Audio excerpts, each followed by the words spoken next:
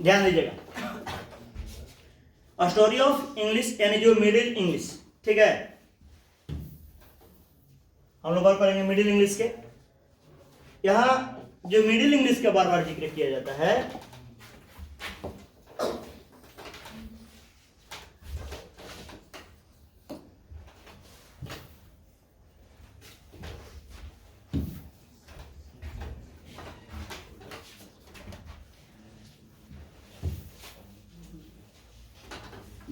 ध्यान दीजिएगा, यहां कहा गया कि द ईयर, यानी ये जो मिडिल इंग्लिश का जब जिक्र किया गया, द ईयर एडी, देखिए दो तिथियों का जिक्र किया जाता है, एगो ईसा काल के पूर्व, एगो ईसा काल के बाद। तो ईसा काल के जो बाद होता है उसको एडी बोला जाता है, एनो डोमिनी, और एक जो होता है बिफोर बीसी जिसको बोला जाता है, ईसा काल का पूर्व कहा जाता है, बिफोर क्राइस्ट। यहाँ कहा जाता है कि द ईयर एडी यानी 1066 and 1066 is taken to be the end of the old English period, यानी इसको क्या माना जाता है, 1066 ईस्वी जो लिया गया है वो पुराने अंग्रेजी को समाप्ति की अवधि माना गया है। क्या माना गया है कि पुराने अंग्रेजी जो है, तो पुराना अंग्रेजी का प्रारंभ कब किया गया था, 449 से लेकर 1066 तक बरकरार रहा। तो ये 1066 रहा, तो पुराने अंग्रेजी का क्या हुआ, समाप्ति का अवधि रहा। कैसे रहा, पुराने इंग्लिश का, जो ओल्ड इंग्लिश का समाप्ति का अवधि माना गया। लेकिन ये कह रहा है कि middle English came into existence after a gap of almost a century, thus accepted to be from 1150 AD 15 AD, यानी यहाँ 1500 AD, यानी यहाँ कहा जा रहा है कि मिडिल इंग्लिश जो आया अपने अस्तित्व में, वो भी कब आया, लमसम एक सेंचुरी के गैप के बाद। एक सेंचुरी कैसे हो गया, मेरा मानना है कि 1050 में शुरुआत किया गया मिडिल का, और 1150 में, और 1066 में समाप्त हुआ था, कहीं ना हुआ था जी। तो यहाँ जो हुआ लमसम 84 वर्ष, कितना जी, 84 वर्ष जो लगे, वही कह रहा है कि लगभग 100 साल लग गया, यानी गैप लिया, यानी क्या प्रारंभ होने में, मिडिल इंग्लिश। तो सर इसके बीच वो क्या रहा था, जब ओल्ड इंग्लिश को इंप्रूव किया जा रहा था, किसमें, मिडिल इंग्लिश में, तो लमसम 100 साल लग गया। उस 100 साल के अवधि को गैप रख दिया गया, मतलब 84 साल का अवधि को लमसम 100 साल माना गया, और क्या किया गया कि ये बिगिनिंग जो मिडिल इंग्लिश का बिगिनिंग पॉइंट बना गया 1150 से लेकर कब तक, 1500 ईस्वी तक। यह ऑप्शन आ सकता है कि मिडिल इंग्लिश का अवधि कितना से कितना तक रहा, यानी मिडिल इंग्लिश प्रारंभ कब हुआ, कब ये 1500 एडी में समाप्त हुआ, ठीक है। अब आगे बढ़ते हैं, यहाँ जो कहा रहा है सबसे इंपॉर्टेंट चीज इसमें जिक्र किया है कि इस अवधि मिडिल इंग्लिश में दो महत्वपूर्ण चेंजेस हुए। पहला क्या रहेगा, two significant events distinguishing middle and modern English, आधुनिक और मिडिल इंग्लिश के बीच दो महत्वपूर्ण परिवर्तन माना जाता है, इसमें मिडिल इंग्लिश खास करके रखा गया है। दीज आर, पहला जो है इंट्रोडक्शन ऑफ प्रिंटिंग टेक्नोलॉजी, यानी पहला जो टेक्नोलॉजी किसको माना गया मिडिल इंग्लिश में, यानी जो इंट्रोडक्शन ऑफ प्रिंटिंग टेक्नोलॉजी, जो छापने की जो तकनीक था उसके जो परिचय कराया गया, लाया गया था, वो मिडिल इंग्लिश में लाया गया था। और भी लाया गया था, हमको लग रहा है कैस्टन के दौर लगाया गया था, कैस्टन।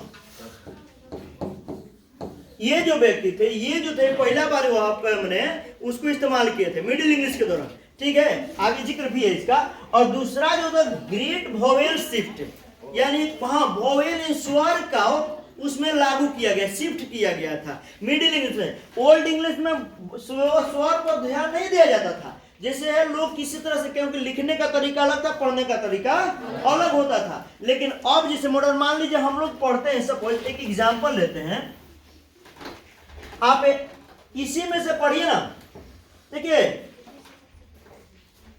दो स्वर का यूज किया गया था जी, प्री टी, है ना जी।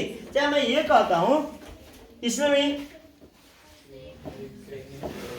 1 2 3 4 जगह किसका इस्तेमाल किया गया? वोवेल का किया गया ना। तो पहले ओल्ड इंग्लिश में वोवेल को ध्यान में नहीं रखा जाता था, क्योंकि पहले जो था कुछ लिखा जाता था, कुछ और पढ़ा जाता था, कुछ और मिडिल में भी धीरे धीरे परिवर्तन हुआ। ऐसा नहीं कि एक बार में समाप्त हो गया। तो इसमें का पूरा परिवर्तन हो गया नहीं, इसमें भी क्या हुआ कि जो पहले का हुआ माना जाएगा हम लोगों को प्रिंटिंग टेक्नोलॉजी, और दूसरा क्या ग्रेट वोवेल शिफ्ट, ये किया गया। तो अब ये आ सकता है ऑब्जेक्टिव में कि ग्रेट वोवेल नहीं वोवेल शिफ्ट कब किया गया था? मिडिल इंग्लिश में। कब किया था? मिडिल इंग्लिश में किया गया था। भाई कैक्सटन ना सर। हाँ आएगा उसका जिक्र है, क्या कर रहे हैं?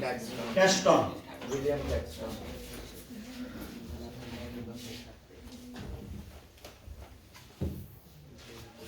देखिए printing press setup by William Caxton, इनके द्वारा पहले इस्तेमाल किया गया था। वो भी कब? किसके दौरान? मिडिल इंग्लिश के दौरान। किसके दौरान जी? मिडिल इंग्लिश के दौरान किया गया था। और है The other major linguistic changes, और जो है प्रमुख भाषाई परिवर्तन हुआ नॉन है जाना जाता है द ग्रेट वोवेल शिफ्ट। दूसरा क्या? स्वर को शिफ्ट में किया गया। इन्वॉल्व जो लागू किया अ सीरीज ऑफ चेंज, ये क्या एक बदलाव के क्रम में श्रृंखला में हुआ। In the pronunciation of the English, English के उच्चारण में जो जिसमें क्या किया लॉन्ग वोवेल को लिया गया, स्वर को लिया गया। The changes begin in about, vowel का जो परिवर्तन किया गया था लागू किया गया था कब शुरुआत किया गया था? लमसम 1400 ईस्वी में। आ सकता है कि जो वोवेल का जो शिफ्ट किया गया था मिडिल इंग्लिश में कब किया गया था? 1400 ईस्वी में किया गया था। और फुल्ली एस्टेब्लिश्ड, यह पूर्ण रूप से स्थापित कर दिया गया by the end of the middle English, यानी कब तक में? मध्यकालीन अंग्रेजी जिससे था ये समापन होता उस अवधि तक में क्या किया इसको पूर्ण रूप से समाप्त कर दिया गया। लागू किस में? मिडिल इंग्लिश में। ठीक है, यानी इसके समाप्ति तक जाते जाते ये वोवेल शिफ्टिंग जब पूर्ण रूप से कहा गया लागू गया। लेकिन ये शुरुआत कब किया? 1400।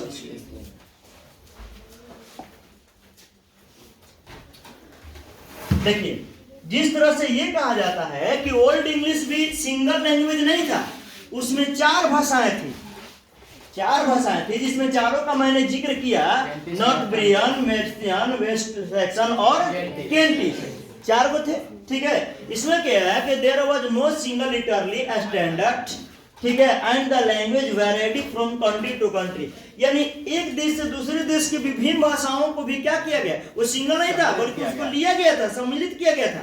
एक देश से दूसरे से, मान लीजिए इंग्लैंड पर एंग्लो सैक्सन से एंग्लो सेल्टिक, ठीक है, Anglo Saxon, Anglo Celtic, France, ठीक ना, फिर नॉर्मन्स, स्कैंडिनेवियन, ये जो नाम था ये लोग अटैक किया था। तो जितने लोग अटैक करते गए वो अपने अपने भाषा को क्या करते गए? छोड़ते गए। क्या कहते हैं? छोड़ते गए, तो सम्मिलित होते गया। तो उस समय ओल्ड इंग्लिश में 4 गो था, मैं शुरू में जिक्र किया था 4 गो। कौन कौन? नॉर्थब्रियन, मेर्सियन, वेस्ट सैक्सन एंड केंटिश। लेकिन वाई जबकि मिडिल इंग्लिश में एक और बढ़ गया, 5 हो गया, और 4 पुराना वाला ही रहा। एक साथ पुराना वाला कहाँ लग रही, तो अलग अलग लग रहा है। नॉर्थम्बेरियन का बदल कर नॉर्दर्न हो गया है। ये कहा गया है नॉर्थब्रियन का जो नाम बदल करके नॉर्थर्न रख दिया गया। क्या रख दिया गया? नॉर्थर्न हो गया। ठीक है, और हम बताएंगे वेस्ट सेक्शन को बदल करके साउथर्न रख दिया गया। ठीक है, लेकिन जब मर्सियन को 2 पार्ट में बांट दिया गया। किसमें? 2 पार्ट में, एक east Midland and West Midland बदल दिया गया। यानी किसको बदला गया? हाँ, मर्सियन को। और केंटिश जेव का तेव बरकरार रहा। तो ये कहा गया कि ये जो सीधा लिखा गया है कि Northumbrian of old English is now called northern, यानी नॉर्थब्रियन जो ओल्ड इंग्लिश की जो था वो अब क्या कहा जाता है? नॉर्थर्न कहा जाता है। West section is now called, west section को अब क्या कहा जाता है? साउथर्न कहा जाता है। And Mercian is divided into 2 dialects, Mercian को 2 भाषाओं में तब्दील किया गया, which is known as East Midland and West Midland. ठीक है, ये याद रखिएगा। तो ये ध्यान रखिएगा। तो आप बताइएगा कि ओल्ड इंग्लिश में कितने डायलेक्ट थे? 4। और मिडिल में 5, और मॉडर्न में 50 से भी अधिक, 50 से भी अधिक हम बोल रहे हैं कि 50 से अधिक जितना लेगा 67 से ज्यादा है अभी इधर। सोचिए बहुत अधिक है, यानी 50 से भी अधिक रखा गया था मैंने मॉडर्न इंग्लिश में 70 वो अब पहुंच गया है। लिखा गया। ये लाइन ध्यान रख लीजिएगा क्योंकि ये आ सकता है डायरेक्ट लिखने के लिए आएगा कि मिडिल इंग्लिश के व्हाट इज मिडिल इंग्लिश, ठीक अच्छा से लिख सकते हैं। हाँ या ऊपर डायलेक्ट भाषाओं जिक्र कीजिए, मिडिल इंग्लिश के डायरेक्ट लिखिए, ठीक है। या दूसरा राइट ऑन ब्रीफ नोट, एक संक्षिप्त टिप्पणी लिखिए। ये 3-4 तरीका से कहा जा सकता है। मध्यकालीन अंग्रेजी पर। हाँ आगे बढ़ते हैं।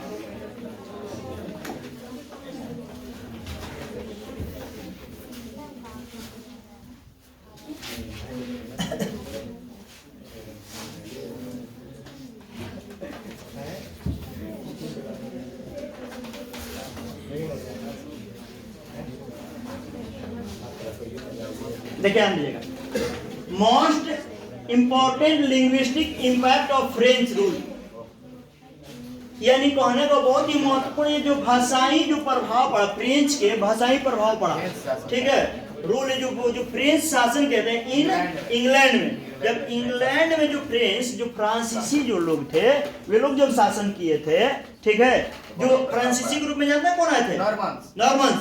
नॉर्मन्स जो थे वो फ्रांसीसी के रूप में आए हुए थे। और वो नॉर्मन्स जो जाति का प्रारंभ कब हुआ था? 10वीं सदी के प्रारंभ में, 10वीं सदी के प्रारंभ में हुआ था।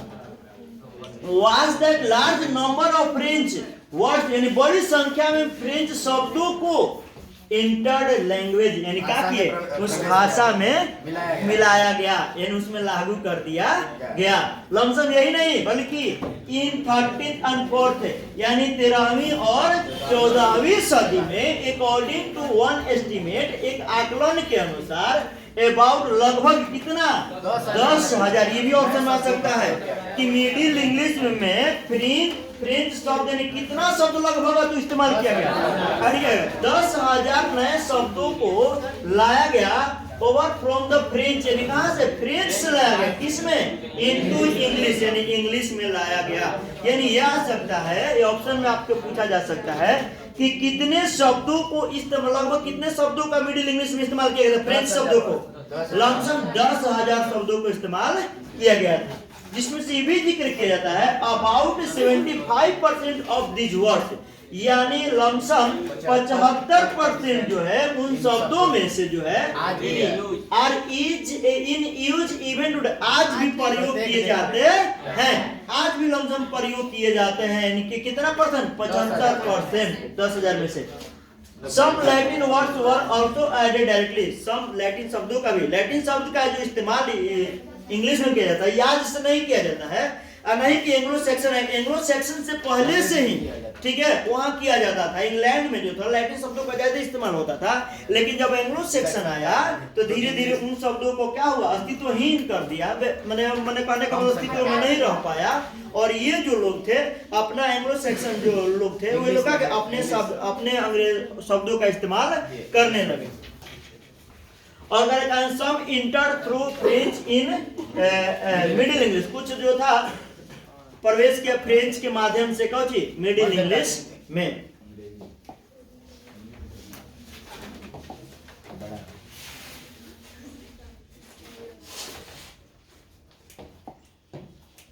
The early literature of middle English during the phase, देखिए मिडिल इंग्लिश में 2 फेज बांटा गया, लिटरेचर साहित्य के दुनिया के लेकर के, साहित्य को लेकर के 2 फेज रखा गया है। वो भी अवधि देखिए क्या क्या एडी 1150 से लेकर 1215, 1150 से लेकर 1215 ईस्वी जो है, इस फेज में ये माना जाता है जो साहित्य के लिए ये जो प्रारंभिक फेज माना गया। क्या माना गया हो?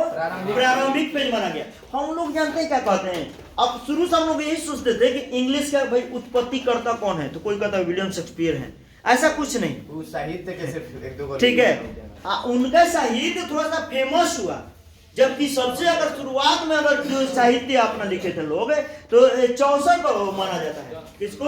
जेफ्री चौसर को, जेफ्री चौसर को माना जाता है। वही जो मिडिल इंग्लिश में लिखे थे, ठीक है, वो लिखे थे। और इससे भी बेटर 2 और जो किताब मिले थे, साहित्य मिला था, जिसका नाम का जिक्र नहीं किया गया था कि कौन लिखे थे, लेकिन उनका नाम नहीं जिक्र हो गया तो ये अपना नाम कौन किए, बना लिए, कौन? चौसर। यहाँ पर है कि फिर इतना में जो कहा गया कि एक्सक्लूसिवली रिलीजियस इन नेचर, ज्यादातर 1150 से लेकर 1215 ईस्वी की बात किया जाए तो धार्मिक स्वभाव में खाली जो साहित्य होता था धर्म के लेकर के विचार किया जाता, लिखा हुआ मिलता था, यानी क्या पाया जाता था, धर्म से रिलेटेड होता था। आज के जो साहित्य, आज के नोवेल पढ़िएगा तो धर्म को छोड़ करके राजनीति से जुड़ा हुआ है, चाहे किसी के जीवन से जुड़ा हुआ है, समाज से जुड़ा हुआ है, इस तरह से मिलेगा। लेकिन पहले जो मिलता था मिडिल इंग्लिश में, वो जो साहित्य था किससे जुड़ा हुआ था, धर्म से। लेकिन कह रहा है कि द सेकेंड फेज, दूसरा जो फेज शुरू हुआ 1250 से 1350 के बीच, ये जो 100 साल के जो अवधि रहा, display the tendency to variety dialectical subdivision in addition to the religious writings there are also some secular works। यानी ये कह रहा है कि 1250 से 1350 के बीच ये झुकाव रहा, ठीक है, भाषाई विभाजन की ओर, लेकिन मन उपवाद की ओर, लेकिन कह रहा है कि जो इसके अतिरिक्त धार्मिकों को छोड़ कर, किसके अतिरिक्त, धर्म को छोड़ करके भी जो लेखे रहे वो धर्म निरपेक्ष रूप का साहित्य रहा। कैसे साहित्य रहा, धर्म निरपेक्ष। यानी कहने का मतलब हुआ कि 1250 से 1350 के बीच वाला जो अवधि रहा, खाली धर्म के बारे में नहीं लिखा गया, जो साहित्य मिला उसमें धर्म को छोड़ करके भी मिला, जिससे किसी समाज के बारे में मिल गया, ठीक है, धर्म को छोड़कर भी बढ़ावा मिला। तो दो फेज इसको रखा गया, यानी साहित्य का मिडिल इंग्लिश में कौन फेज रखा है, दो। यानी पहला फेज का अवधि क्या रहेगा, 1150, और दूसरा 1350, ठीक है। पहला वाला में सबसे अधिक किस पे जोर दिया गया, रिलीजियस, ठीक है, धार्मिक, और दूसरा धर्म निरपेक्षता। तो यहाँ कहने का मतलब है कि इसको छोड़ करके, के धार्मिक को छोड़ के धर्म निरपेक्ष को भी बढ़ावा दिया गया, यानी कौन है, यानी 1250 से लेकर 1350 का।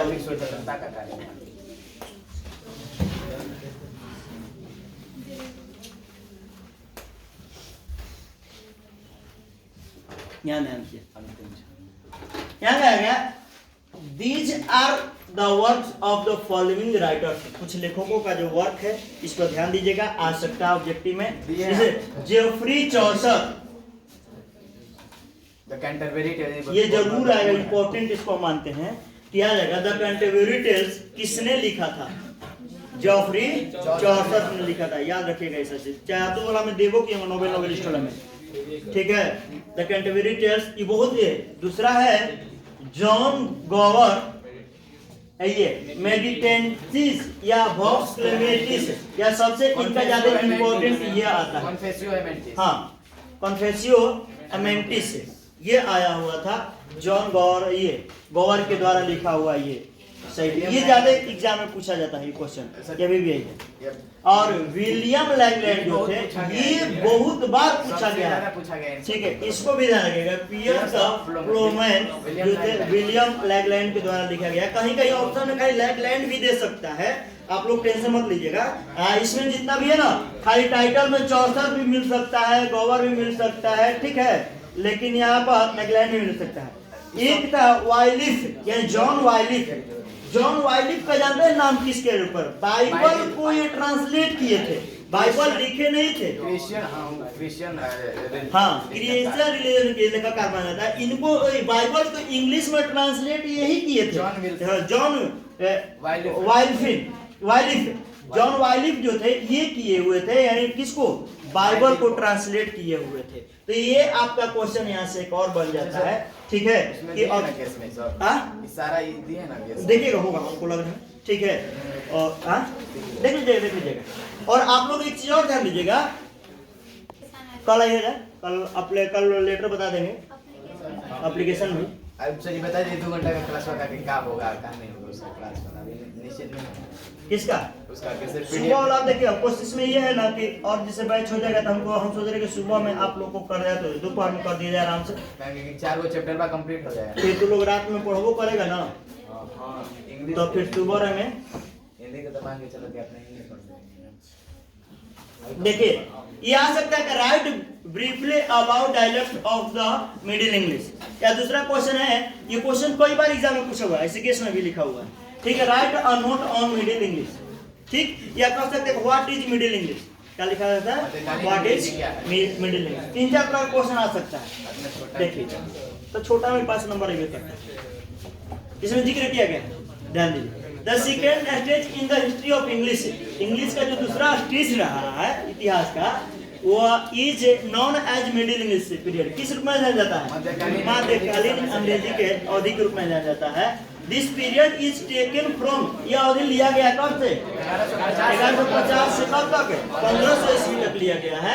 ड्यूरिंग दिस पीरियड, इस अवधि के दौरान English was a mixture of dialect, अंग्रेजी जो था क्या भाषाओं का मिश्रण था, डायलेक्ट की हम भाषा की बार बार जिक्र कर रहे हैं, भाषाओं का मिश्रण था, जिसमें वो मिडिल इंग्लिश में कौन भाषा था, 5 भाषा था।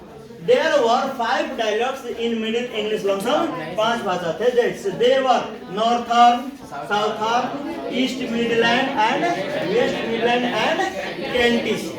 During the Middle English के दौरान period of many old English, बहुत से पुराने अंग्रेजी के ग्रामेटिकल फीचर थे, जो ग्रामर की विशेषताएं थी वह सिंप्लीफाइड क्या किया गया, सरलीकरण किया गया। This includes the reduction of the most grammatical cases, कुछ ग्रामर की जो कमियां जो थी उसको क्या किया गया, एंड सिंप्लीफिकेशन में सुधार किया गया, ये नहीं कि इसी को खाली किया गया, उसको भी शामिल किया गया, जो ग्रामर की कमी थी उसको शामिल किया गया, और जो सिंप्लीफिकेशन ऑफ नाउन, नाउन का कुछ सरलीकरण किया गया, एडजेक्टिव का किया गया और वर्ब का। लेकिन सबसे बड़ी इसमें काम हुआ था प्रिंटिंग एंड वॉवेल शिफ्ट का कार्य किया गया था, किसमें, मिडिल इंग्लिश में। ये आपका जो है क्वेश्चन इस तरह से आएगा।